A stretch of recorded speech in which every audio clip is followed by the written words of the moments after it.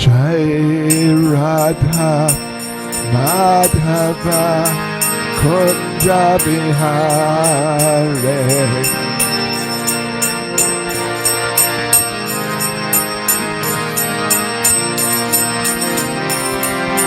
Jai Radha Madhava Kunja Bihare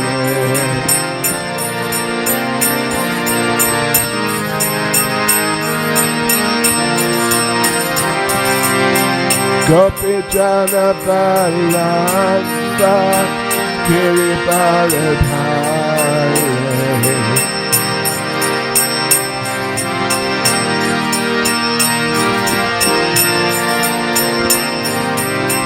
Gopi Jana Balamba Giri Baradhare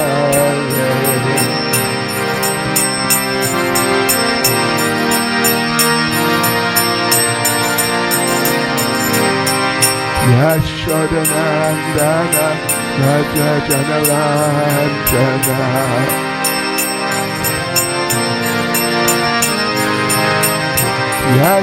Yashodanandana Raja Janaranjana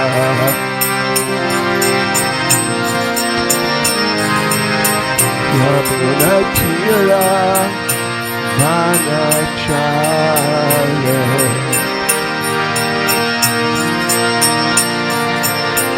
Yamuna Tira Manachare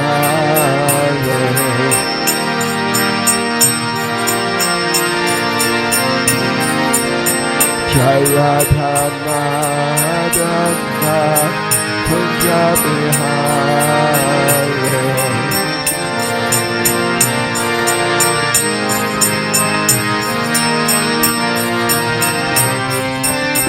Jai Radha Madhava Kunja Bihare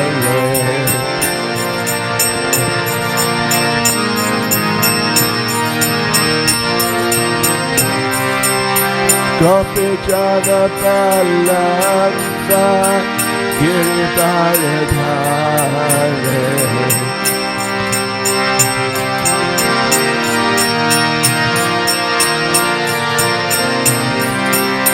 Gopi Jana Balamba Giri Baradhare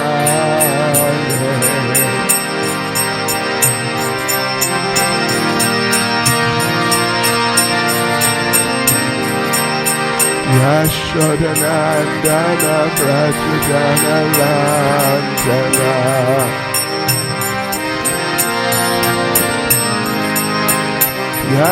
Yashodanandana Braja Janaranjana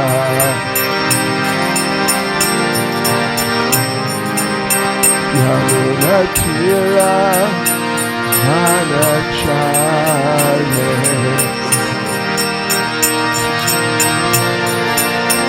Yamuna Tira Manachare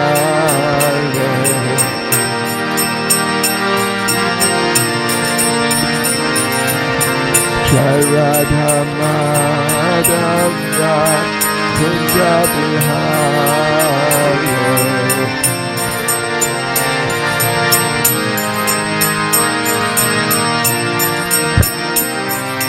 Jai Radha Madhava Kunja Bihare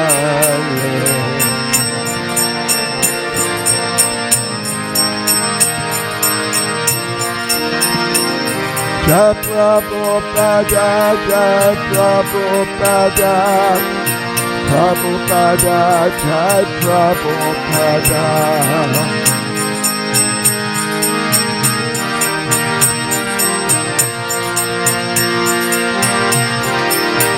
Jai Prabhupada Jai Prabhupada Prabhupada Jai Prabhupada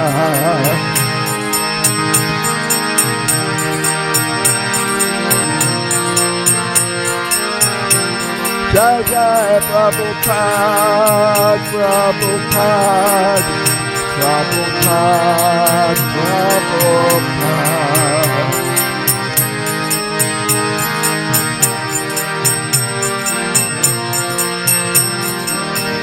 Jai Jai Prabhupada, Prabhupada, Prabhupada, Prabhupada.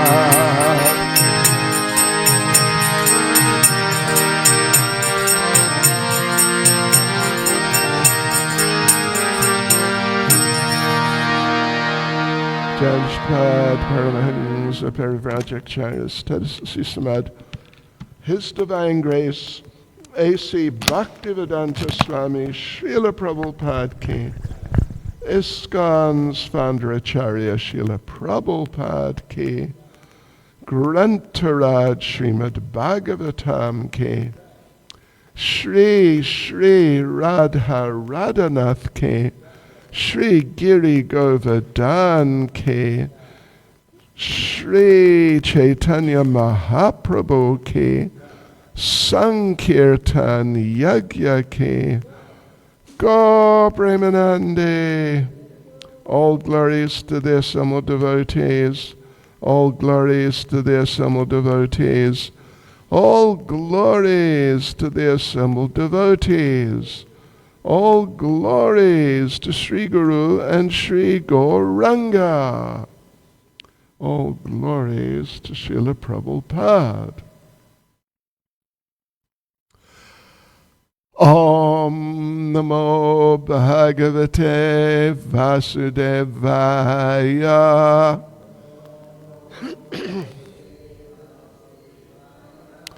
Om Namo Bhagavate Vasudevaya.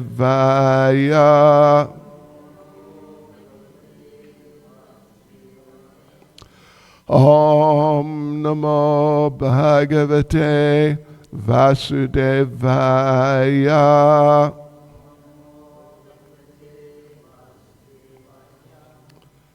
Srimad Bhagavatam, Canto 4, Chapter 22.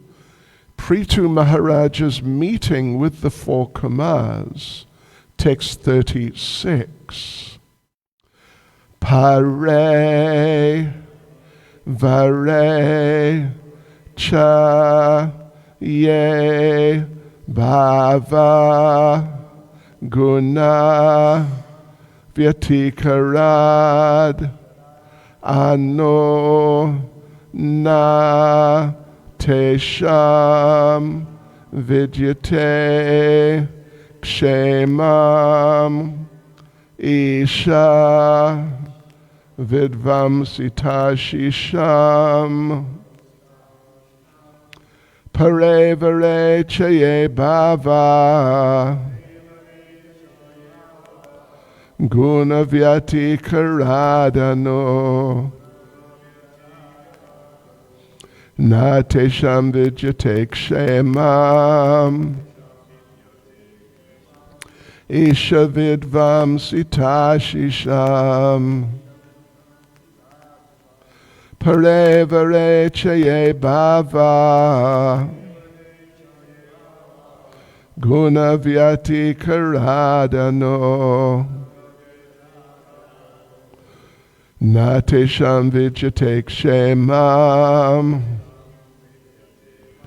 Isha Vidvamsitashisham Parevare Chaye Bhava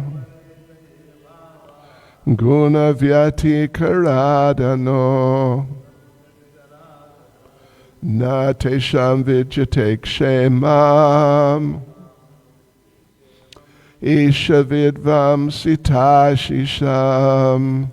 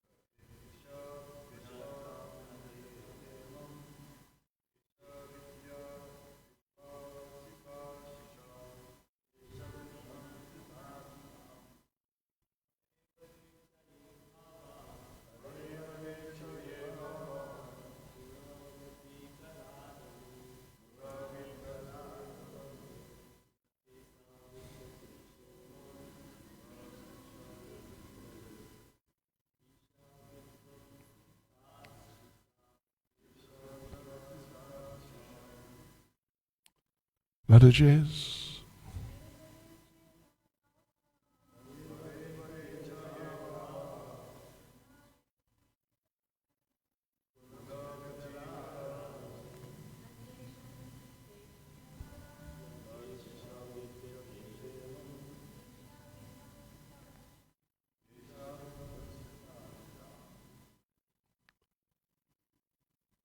Hare in the higher status of life. Avare in the lower status of life. Cha and yea, all those. Bhava, conceptions. Guna, material qualities. Vyatikarat, by interaction. Ano, following. Na, never. Tesham, of them. Vidyate, exist. Kshemam, correction. Isha, the Supreme Lord. Vidvamsita, destroyed. Ashisham, of the blessings. Translation. We accept as blessings different states of higher life, distinguishing them from lower states of life. But we should know that such distinctions exist only in relation to the interchange of the modes of material nature. Actually, these states of life have no permanent existence, for all of them will be destroyed by the Supreme Controller. Purport by Srila Prabhupada, and it is a substantial purport, fairly substantial, so please keep your attention. In our material existence, we accept a higher form of life as a blessing and a lower form as a curse. This distinction of higher and lower only exists as long as the different material qualities, gunas, interact. In other words, by our good activities, we're elevated to the higher planetary systems or to a higher standard of life, good education, beautiful body, etc. These are the results of pious activities. Similarly, by impious activities, we remain illiterate, get ugly bodies, a poor standard of living, etc. But all these different states of life are under the laws of material nature through the interaction of the qualities of goodness, passion, and ignorance. However, all these qualities will cease to act at the time of the dissolution of the entire cosmic manifestation. The Lord therefore says in Bhagavad Gita chapter 8 verse 16, Abrahma bhuvanal loka puna arvartanorjuna mamupetya tukonteya punar janma na vidyate. Even though we elevate ourselves to the highest planetary system by the scientific advancement of knowledge or by the religious principles of life, great sacrifices and fruitive activities, at the time of dissolution, these higher planetary systems and life on them will be destroyed. In this verse, the words Isha Vidvam Sita Shisham indicate that all such blessings will be destroyed by the Supreme Controller. We will not be protected. Our bodies, either in this planet or in another planet, will be destroyed. And again, we'll have to remain for millions of years in an unconscious state within the body of Mahavishnu. And again, when the creation is manifested, We have to take birth in different species of life and begin our activities. Therefore, we should not be satisfied simply by a promotion to the higher planetary systems. We should try to get out of the material cosmic manifestation, go to the spiritual world, and take shelter of the Supreme Personality of Godhead. That is our highest achievement. We should not be attracted by anything material, higher or lower, but should consider them all on the same level. Our real engagement should be in inquiring about the real purpose of life and rendering devotional service to the Lord. Thus, we will be eternally blessed in our spiritual activities, full of knowledge and bliss. Regulated human civilization promotes dharma, artha, kama, and moksha. In human society, there must be religion. Without religion, human society is only animal society. Economic development and sense gratification must be based on religious principles. When religion, economic development, and sense gratification are adjusted, liberation from the material birth, death, old age, and disease is assured. In the present age of Kali, however, there's no question of religion and liberation. People have taken interest only in economic development and sense gratification. Therefore, despite sufficient economic development all over the world, dealings in human society have become almost animalistic. When everything becomes grossly animalistic, dissolution takes place. This dissolution is to be accepted as Isha Vidvamsita Shisham. The Lord's so-called blessings of economic development and sense gratification will be conclusively dissolved by destruction. At the end of this Kali Yuga, the Lord will appear as the incarnation of Kalki, and his only business will be to kill all human beings on the surface of the globe. After that killing, another golden age will begin. We should therefore know that our material activities are just like childish play. Children may play on the beach, and the father will sit and watch this childish play. The construction of buildings with sand, the construction of walls, and so many things. But finally the father will ask the children to come home. Then everything is destroyed. Persons who are too much addicted to the childish activities of economic development and sense gratification are sometimes especially favored by the Lord when he destroys their construction of these things. It is said by the Lord, Yasyaham anugrinami harishye taddanam shanai.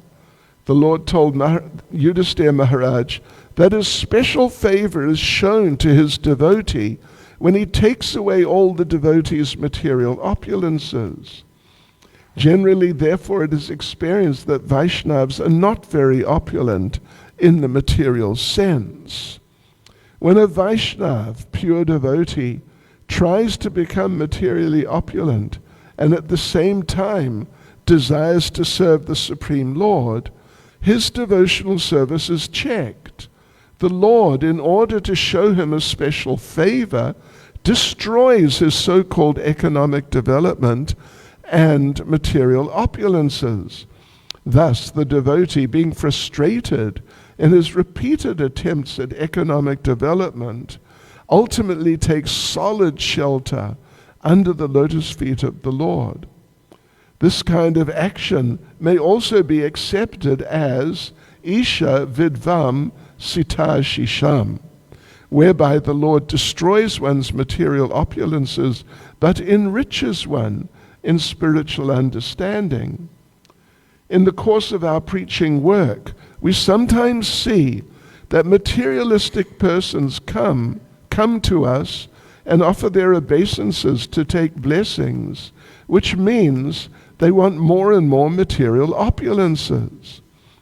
If such material opulences are checked, such persons are no longer interested in offering obeisances to the devotees. Such materialistic persons are always concerned about their economic development. They offer obeisances to saintly persons or the Supreme Lord and give something in charity for preaching work, with a view that they'll be rewarded with further economic development. However, when one is sincere in his devotional service, the Lord obliges the devotee to give up his material development and completely surrender unto him. Because the Lord does not give blessings of material opulence to his devotee, people are afraid of worshipping Lord Vishnu, because they see that the Vaishnavas, who are worshippers of Lord Vishnu, are poor in superficial material opulences. Such materialistic persons, however, get immense opportunity for economic development by worshipping Lord Shiva. For Lord Shiva is the husband of the goddess Durga, the proprietor of this universe. By the grace of Lord Shiva, a devotee gets the opportunity to be blessed by the goddess Durga. Ravana, for example, was a great worshipper and devotee of Lord Shiva, and in return he got all the blessings of goddess Durga, so much so that his whole kingdom was constructed of golden buildings. In Brazil, in this present age, huge quantities of gold have been found, and from historical references in the Puranas, we can guess safely that this was Ravana's kingdom. The kingdom was, however, destroyed by Lord Ramachandra. By studying such incidents, we can understand the full meaning of Isha Vidvam Sitashisham.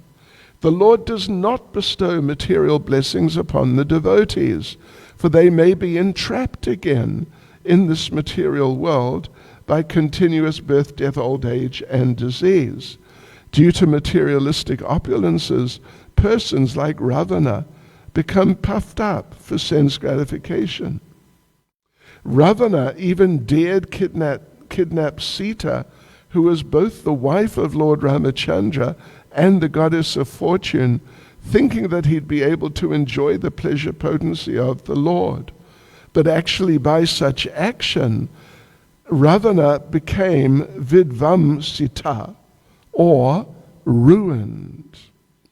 At the present moment, human civilization is too much attached to economic development and sense gratification, and is therefore nearing the path of ruination. Sure. That's amazing, isn't it? Human civilization now is too much attached to economic development and sense gratification, and is therefore nearing the path of ruination. It's just now coming shortly. Parevare chaye bhava gunavyati karada no natisham vijatek shemam isha vidvam sitashisham. We accept as blessings different states of higher life, distinguishing them from lower states of life. But we should know that such distinctions exist only in relation to the interchange of the modes of material nature. Actually, these states of life have no permanent existence, for all of them will be destroyed by the Supreme Controller.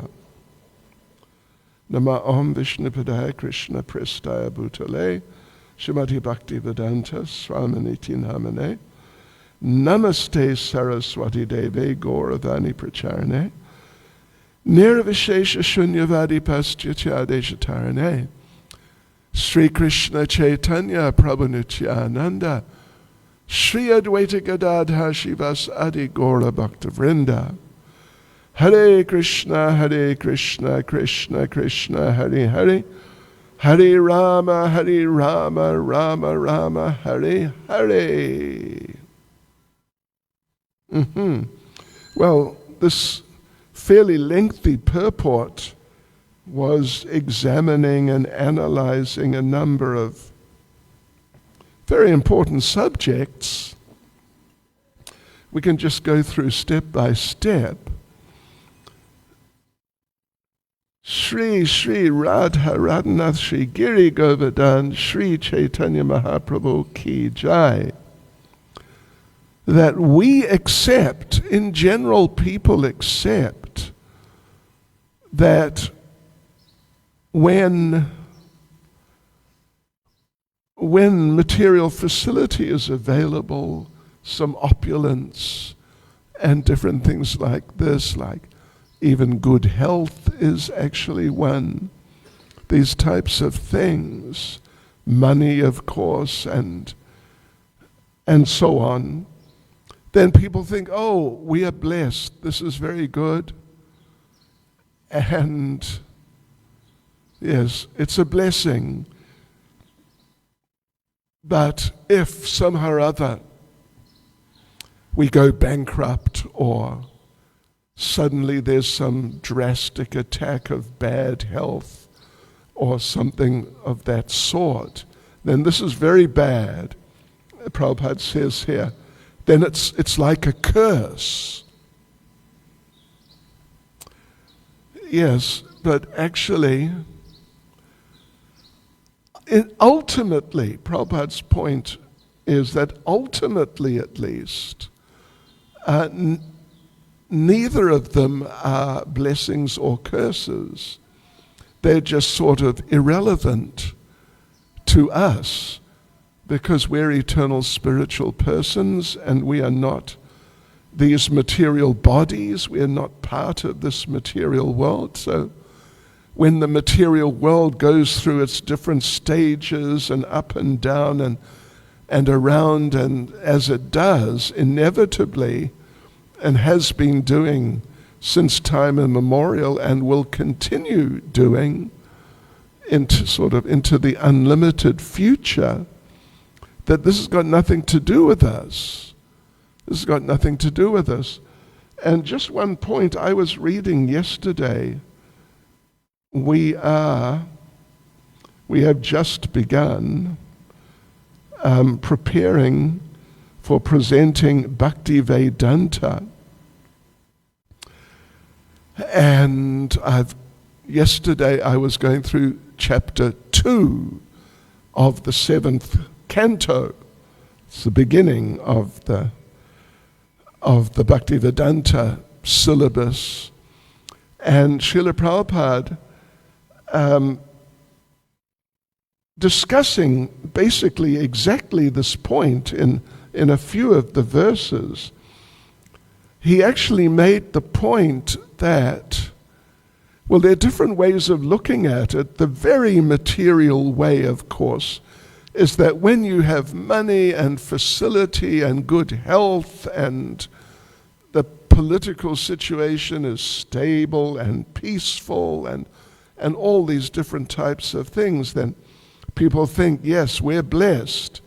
But if, as Prabhupada in this first paragraph says, if we find ourselves, particularly like unescapably in situations where we are illiterate, the material body we have is ugly, and what to speak of being ugly, it is sickly and like this, and there's no money, and it's just a battle from day to day, this sort of thing, then people feel that this is a curse.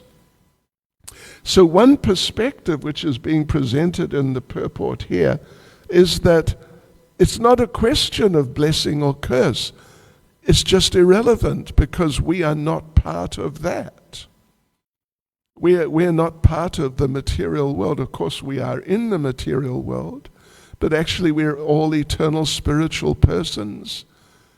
And the fluctuations of material nature ultimately are of no real relevance to us. So that's a second perspective, which is also examined here in the purport.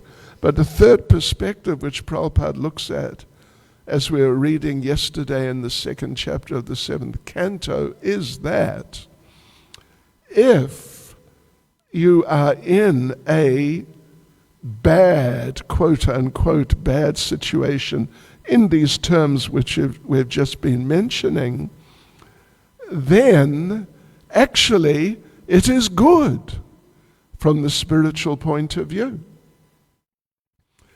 And if you're in one of these good situations, then from the spiritual point of view, it's bad. This is why the demigods we read in the 7th canto, 7th and 8th canto, the demigods are praying to take birth on this planet because where they are in the higher planets, the heavenly planets, where, it's sort of, you can't escape having lots of money. I've read on a couple of occasions, once very recently, just this year, and once some years ago, I read about people, 2 different people, who were trying to live without money. But the problem was that money kept coming. Yeah, this was the problem. Money, at least some money, kept coming. And so as soon as they got it, they'd dispose of it. I mean, they wouldn't buy things, they would give it away, something like that. Because they, in fact, it actually says, as I recall, anyway, there's an idea, at least from the Bible, money is the root of all evil. Is that the Bible? Anyway, it's a saying. It's definitely a saying. I don't know if it's from the Bible or not, but it's definitely a saying. Money is the root of all evil. So these 2 people were really trying to do like that. And a few years ago, just before COVID, we were having a retreat not far from Newcastle in England, northeastern England. We're having a retreat there with a small group of devotees, like 20 or 25 or so. And we went for a walk one day, and we walked past this little farm with a little farmhouse, and the devotees said that, look, this is one of these people. This person is trying to live without money because she, it was a lady, believes money is the root of all evil. Anyway, but at least what we were reading yesterday, Srila Prabhupada was giving the example. He gave the example from the 8th chapter of the 1st canto of Srimad Bhagavatam of Queen Kunti. 1st canto, chapter 8, verse 25, very famous and extremely interesting and important verse, that Queen Kunti, the mother of the Pandava brothers, she is praying to Krishna. And what is her prayer? Well, the situation was, in which she was situated right at that time, was that her sons, the Pandavas, had won a great battle, truly a world war, that they had won completely and actually basically annihilated the opposing side into just non-existence, more or less.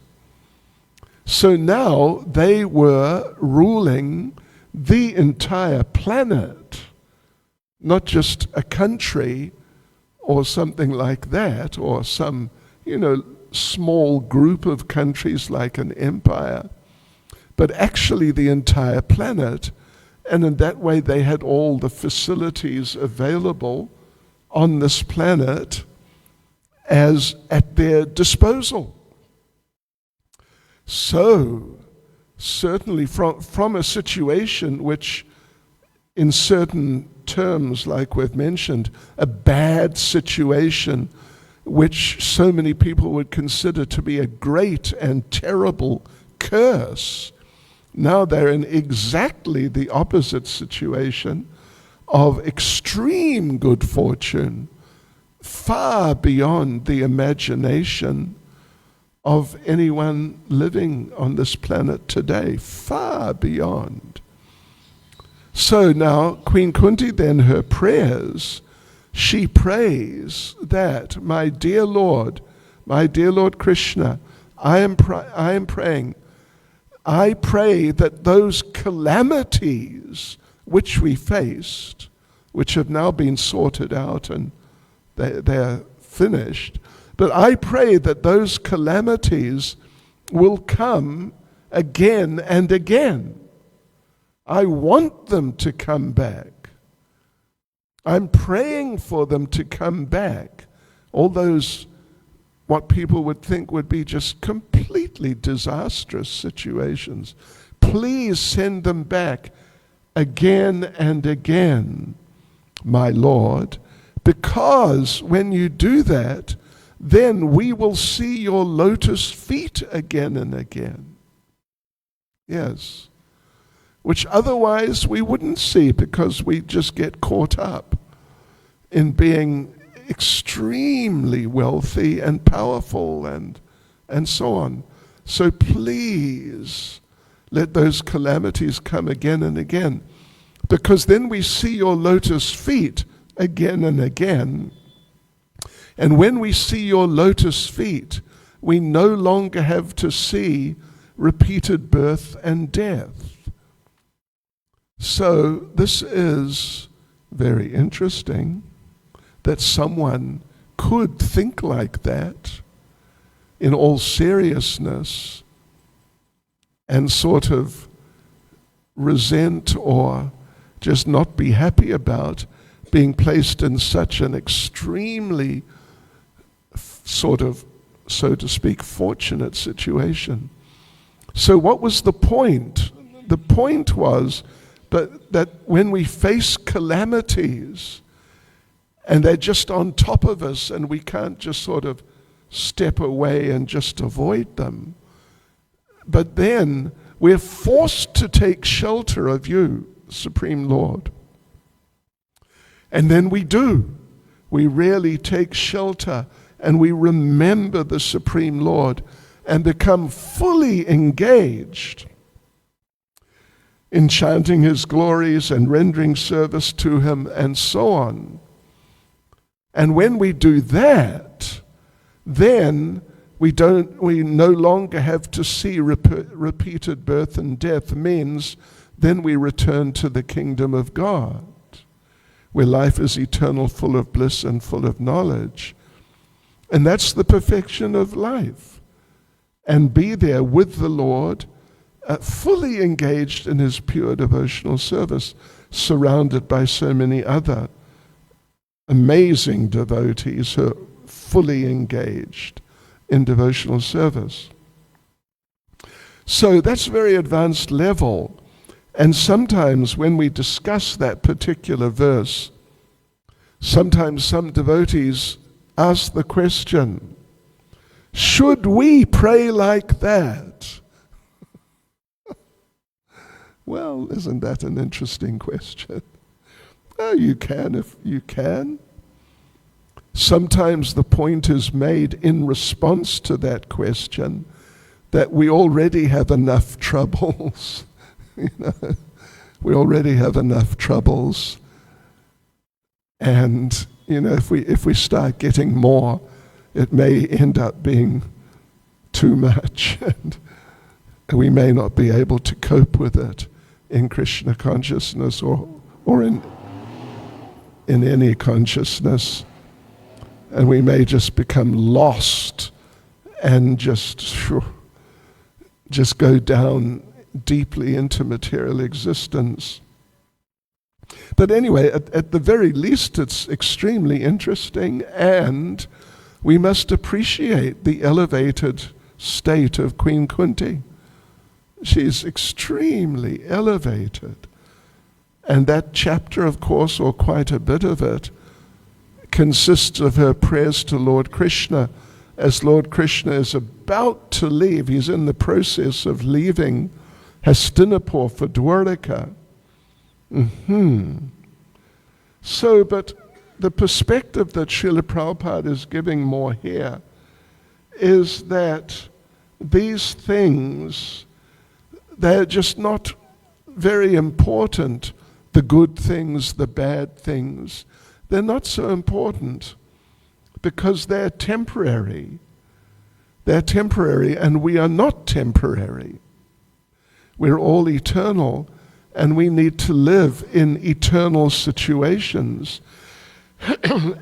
Although at this point, of course, we're here in this material world, and obviously we're faced with different temporary situations. Arguably the most sort of obvious, but anyway, at least certainly one is, we're all getting older. At least our bodies are getting older. Haribol, what can you say? Of course, for you youngsters, then it looks like life is just going to go on and it's okay. But it's not okay, because life is not going to just go on. Yes, so these situations there are irrelevant to our spiritual progress. And it may well be, and certainly in certain situations it will be, that materially negative situations are more beneficial for us than materially good situations. So Prabhupada's discussing this, that all these good situations, then bad, then good, and then something else, and then another thing, and coming and going and coming and going, that's life in this material world. And we should not identify with we must not, particularly as devotees, we must not identify with these temporary situations and in that way become entangled and caught up with them and really consider how to live our lives bearing those things in mind. We should not. Prabhupada makes the point here, isn't it an interesting point, that where is it? Anyway, I forget exactly the verse number, but the Supreme Personality of Godhead says to Yudhisthira Maharaj, Yasyaham anugrinami harishye tad danam shanai. That when I feel real anugraha, real mercy for someone or for a devotee particularly, when I feel real mercy for a devotee, then what do? Harishye. Hari is the name of the Lord, meaning he who takes things away. Harishye tad danam. Dana means money. I take away his money. Yeah. When I feel particularly merciful to a devotee and I want to really help a devotee in the best ways that I can help anyone, then I take things away. Prabhupada makes the point that in the purport he makes the point that some people, having heard that, or maybe having witnessed it happen perhaps to someone who they know or knew who became a devotee. So some people, they don't want to become devotees of the Supreme Lord. They would, as Prabhupada discusses, they'd rather worship Lord Shiva, because Durga is the wife of Lord Shiva, and she is, so to speak, in charge of this material world and all the different material facilities. So let me worship him and her and try and be Krishna conscious or something like that. Yes, because this may be, or this will be more beneficial for me. Yes. So Prabhupada gives the example of Ravana. Well, Prabhupada says, by the grace of Lord Shiva, a devotee gets the opportunity to be blessed by the goddess Durga. And then Prabhupada gives the example of Ravana. Interesting example, famous example. He was a great devotee of Lord Shiva. As a result, he got the blessings of Mother Durga. As a result of that, he had his city, his whole city, where all the buildings were made of gold, meaning literally solid gold. Maybe they used gold bricks, I don't know, but that's the basic idea. Actual gold, like solidly, not just some gold-colored paint, which has got nothing to do with gold, actually. It just looks like it for a while until, it starts fading or discoloring. And not just gold-plated, but actually solid. So, looks good. Looks very good. How many materialists would think, wow, I would really like to have, not necessarily a city, but just give me one house made of solid gold and that'll just be fantastic for me. But the problem there was that Ravana got carried away. Maybe he was carried away from the outset, but certainly he was carried away, and as a result, he lost everything,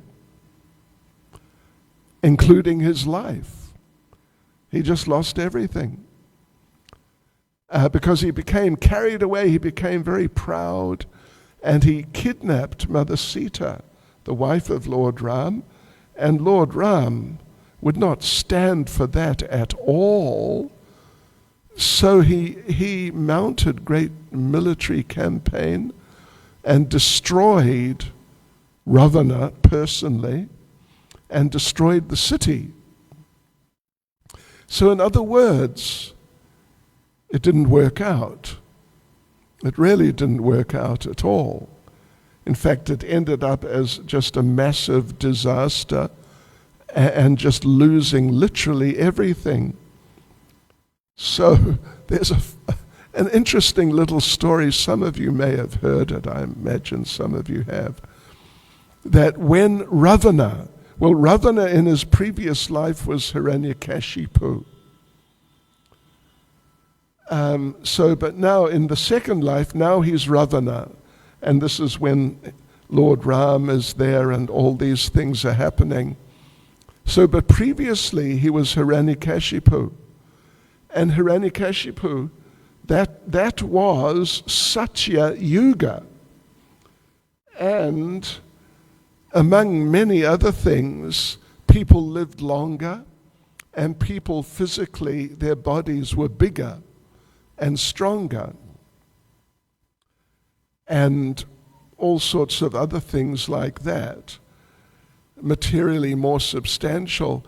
Treta Yuga, things have already gone down quite noticeably, not nearly as bad as Kali Yuga, but still compared to Satya Yuga, things have gone down.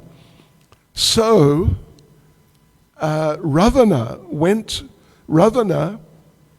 knew there was going to be the battle with Lord Ram, so he's trying to gather support and wealth, because if he gathers wealth, then he can employ soldiers. They're not going to just fight for him and risk their lives for free. So he's trying to gather finance, money, or just, like jewelry and gold, etc. So what he does, he goes and visits one of his brothers, whose name was Mahi-Ravana, same sort of name, but little different, Mahi-Ravana, and asks Mahi-Ravana that, you're my brother, I'm in this situation, this battle is coming up, I really need support, and not just, some sweet words, good luck or something like that, but I actually need some solid help. So please give me a donation. And Mahi-Ravana said, certainly I'll give you a donation, no problem. Come with me and let me show you something. And he took him outside and showed him a mountain made of gold, encrusted with diamonds. In other words, it was big. It really was big. And then he said, come with me, let's walk around it. Let's inspect it. And I'll give it to you, you can have it. It's yours, just take it. But let's have a look first. So they walked around, and they almost finished walking around, and Ravana says to his brother Mahi-Ravana that, this thing, it is sort of so uniform in shape and everything. It looks like it's been manufactured. And Mahi-Ravana says, you're right. It was manufactured. In your previous life, this was one of your earrings. So it belongs to you anyway. Take it. But compared to Ravana at that time, it was just gigantic, some really huge thing, like a mountain. Yes.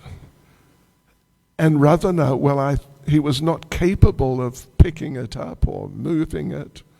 So, as we understand, he did not actually, he just left it there. So anyway, here you could say that the basic point is that everyone should become a devotee and just dedicate themselves to the service of the Lord and dedicate themselves to the mercy of the Lord and be willing to accept whatever comes by the mercy of the Lord, and just do like that and not get caught up. Must get good things, must avoid bad things, these types of ideas. Everyone should try to live like that and really surrender to the Lord. And then if one does that, then Prabhupada says, when one is sincere in his devotional service, the Lord obliges the devotee to give up his material development and completely surrender unto him. Now the devotee may think that, Krishna, I'm not so sincere. Don't bless me like that. Please don't bless me like that. I'm just an ordinary devotee.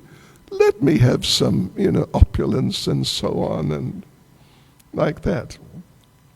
But of course, one of the great characteristics of the devotee, particularly more advanced, is that whatever Krishna wants for me, that's all right. If he wants to give, I'll use it in his service. If he wants to take away, it'll free me from some distraction so I can be more absorbed in devotional service. So either way, Krishna, I'm in your hands.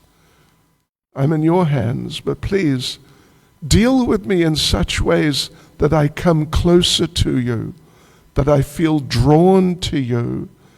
And please don't treat me in such ways that I may get distracted from you, and particularly get caught up in material life again. So, yes. Otherwise, what's the alternative? Prabhupada makes the point at the beginning of the purport that if there's no real religion, means culminating in Krishna consciousness, at least culminating, then what is life? It's animal life. We mentioned that the other day, a few days ago, how Srila Baladev Vijayabhushan is talking about the different stages of karma kandya. Well, first of all, just gross material life, just get what you can by any means. Beg, borrow, or steal, or work. But whatever it takes to get money and then get things, just do it. And this, he says, this is simply animal life, that's all. But then the next stage is that you're still trying to get the same things, good house and other material facilities, but you're trying to get them through practicing some form of religion. Typically demigod worship, but any form of religion ultimately. But you're trying to get the same things. So you remember what he said that stage was. Do you remember? Same things, but through religion.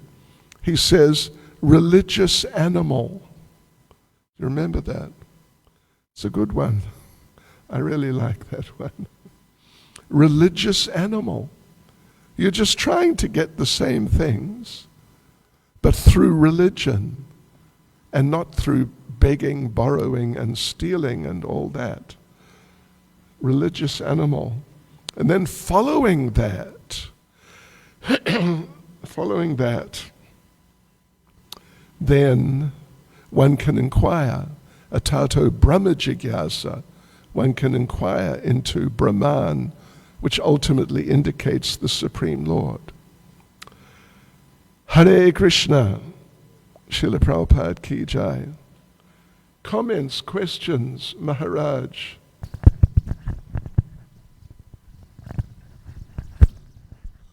Hare Krishna Guru Maharaj. Srila Prabhupada's stress on the not to struggle for the economic development, 4 objects of the life. Because all are subject to the time they destroy, not eternal. And also, Prabhupada stressing on the devotional life. As Maharaj mentioned, Kunti Maharaj prayers also. She wants that always the Vipada Sarvatasa, let the difficult situation be there. When we are in difficult situation, we always remember Krishna. When we are in a very happy situation, economic development, enjoyment, every possibility of forgetting the Lord. So Kunti also let all the time the difficult situation be there, so that you will be there and the great sense will come. By your appearance, we won't take birth again. Very instructive for us also. So devotees also, if the situation comes in a very difficult situation, that should be taken the blessings of the Lord, that He is giving an opportunity for us to remember more and more it is. Thank you. And let me just mention one thing, I forgot to mention it, about, how these material situations are all transient, good, then bad, opulent and then struggling to survive. I read just earlier this year about one young man from Iraq, who was his father, when the Americans or the Westerners were sort of ruling Iraq, so to speak, then he was in the very high level. His father was a high level government person, and as a result, they were just living very, very opulently. And when he went to school, this young man, when he was just a little younger, going to high school, he would be chauffeur driven by some employed driver to the school. But then suddenly, one day, literally, the government, everything changed. And they had to pack whatever they could hold in one bag and literally run to the airport. And he managed to get through and get on the plane. His father didn't. His father was killed there and then. But he managed to, and then off he went to somewhere like Turkey or one of these places, and he arrived there literally penniless, with one bag with a few sets of clothes and full stop. Not even 1 cent. And that was just like that had happened. Not like over years, gradually the father sort of business went wrong or something like that. But just like literally overnight, suddenly from very opulent, very powerful to deadly danger. Hare Krishna. Srila Prabhupada Ki Jai Ho.